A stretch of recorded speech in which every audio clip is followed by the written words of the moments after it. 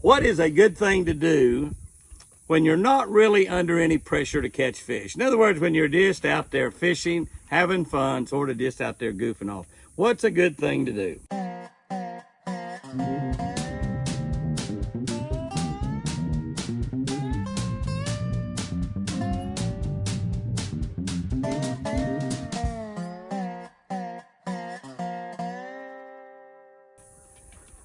Good morning, guys and girls. September 20. September 20, we're looking at James 1, verse 2 and 3. When you have many kinds of troubles, you should be full of joy. You hear that? When you have many kinds of troubles, you should be full of joy, because you know that these troubles test your faith, and this will give you patience. So when your faith gets tested, that's how you get patience. Isn't that amazing? So when you have troubles, rejoice. When you're winning, rejoice. When you're losing, rejoice. Rejoice, because that will test your faith, and your faith needs to be strong, and it needs to get stronger and stronger and stronger. And I'm going to tell you, here in 2020, this is September 20, in 2020, the faith of so many Christians, so many Americans has been tested. And can I tell you, a lot of them failed. Probably all of us failed to have enough faith during all the things that's gone on in 2020. Let's see what I wrote about that.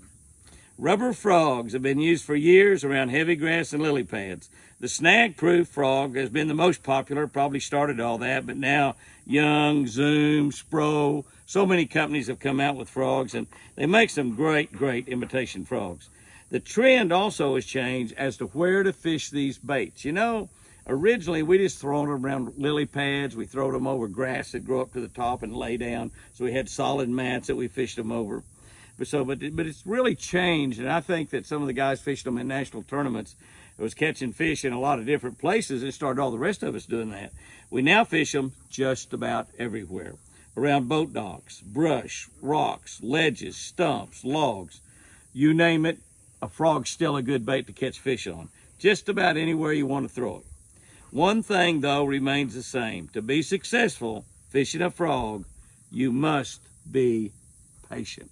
That's right, patient. Now, you don't really need a tremendous amount of patience to get a bite on a frog. It's not getting the bite that you need to be patient for. And that's what patience mostly comes in fishing, is being patient. So you just fish and fish and fish, and you're just patient waiting on a bite.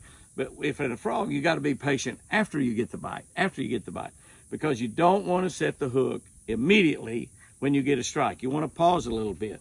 A lot of people say count to three, and not like a Yankee. 1, 2, 3. You count to three like a Southern boy.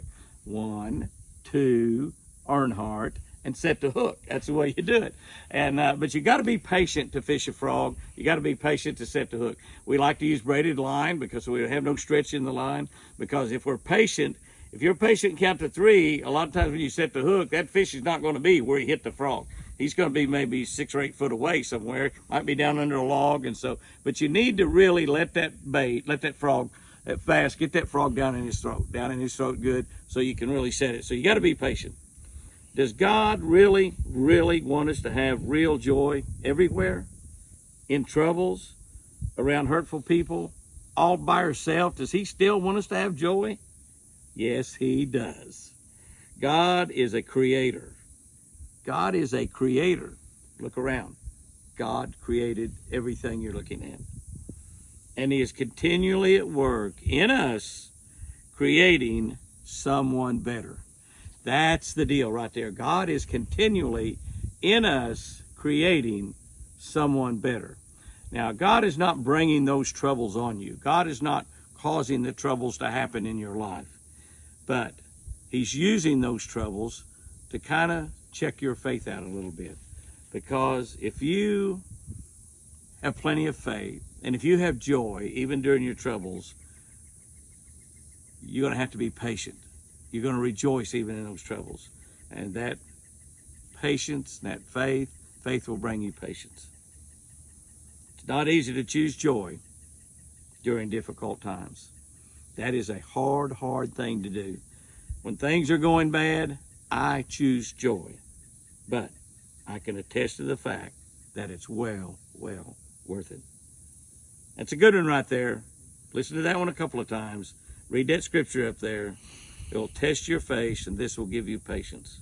Choose joy in times of trouble. Here's our tip for this week. Experiment with new techniques when you are not under pressure to catch fish. That's right. When you're not under pressure to catch them, that's when you want to try the new stuff. That's when you want to try something you heard about on a YouTube channel or on a television show, or you read in a book, or maybe it was one of the tips that we had in our catch of the day. That's when you wanna try that new stuff out. When you're not under pressure to catch fish. Because if it doesn't work, it doesn't really matter. Remember, guys and girls, the Catch of the Day book, we read these devotionals every morning at 5 o'clock Central Time. You got a fishing tip, a scripture, and a devotional for every day. Share them with your friends, somebody that you care about, somebody that you want their life to be better because they're a good friend or a family member. You want their life to be better. This Catch of the Day channel on YouTube might be the most important channel out there. Guys and girls, have a great day out there today, and remember, I love you.